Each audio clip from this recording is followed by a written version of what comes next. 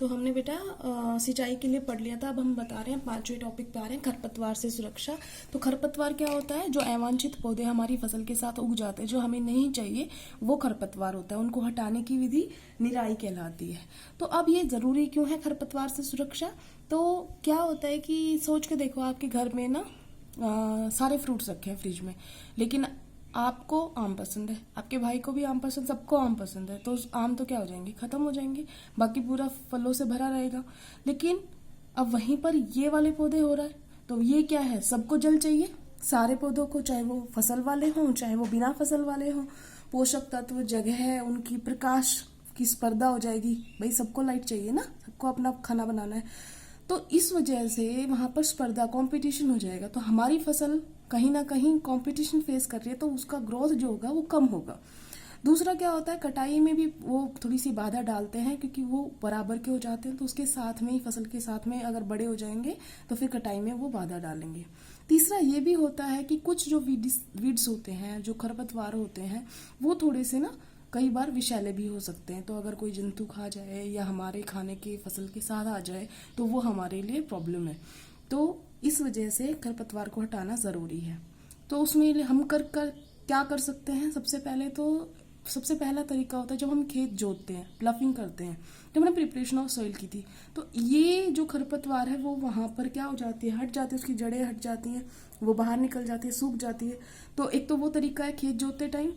एक, जब वो बनने लगे तो उसके फूल बनने से पहले ही उसके उसके वीड्स जो होते हैं, जो खरपतवार का पौधा होता है, उसके फूल बनने से पहले, उसके बीज बनने से पहले अगर उसको उखाड़ दे तो वो सबसे सही टाइम होता है उसका।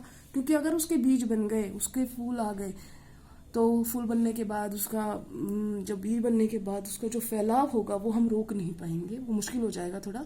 तो इसके लिए हम क्या करेंगे? आजकल वीडीसाइड्स आते हैं, खरपतवार नाशी, तो उनका स्प्रे किया जाता है। तो 2,4-D एक खरपतवार का ही उदाहरण है, खरपतवार नाशी का, वीडीसाइड का। तो इनको पानी में मिला के और छिड़काव करते हैं, स्प्रे देखा भी होगा, किसान आजकल करते हैं कपास वगैरह में बहुत बार। तो वो छिड़काव करते हैं पानी में मिला के उस दवाई को थोड़ा सा, और पीछे बोतल, उनकी पूरी बैग भरा होता है, और फिर वो स्प्रे करते हैं।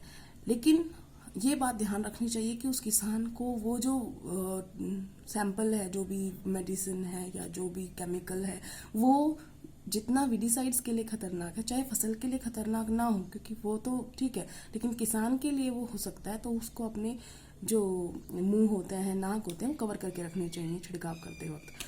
उसके बाद ये हो गया हमारा खरपतवार से सुरक्षा। छठा हम पढ़ रहे हैं कटाई। ये सबको होता है कि फसल जब पक जाती है तो हमें उसे काटना पड़ता है। तो कटाई हम दराती वगैरह से कर सकते हैं, या मशीनों से अगर करवाते हैं तो फिर एक हार्वेस्टर होता है जो कटाई करता है।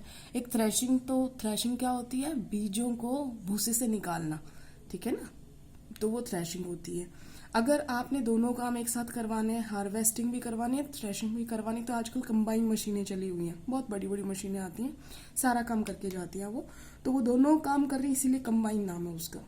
तो जब आपकी अब फसल में से जो दाने थे आपके पास आ चुके हैं, तो सातवां लास्ट पॉइंट है इसका, भंडारण, स्टोरेज, ठीक है ना। हम उसे स्टोर कैसे करें? तो सबसे पहली बात, क्योंकि अभी फसल से आपको बीज की प्राप्ति हुई है, तो अभी उसमें नमी है। तो अगर नमी हुई और अगर आपने उसे स्टोर कर दिया, तो उसमें फफूंदी लगने का, उसके अंदर सूक्ष्म जीव बनने का, कीड़े मकोड़े पैदा होने का ज़्यादा खतरा है। तो इसलिए उसमें जितनी नमी आप कम कर सकते हैं बीजों में, उतनी नमी कम करनी चाहिए। तो आप उसे धूप में सुखा दें।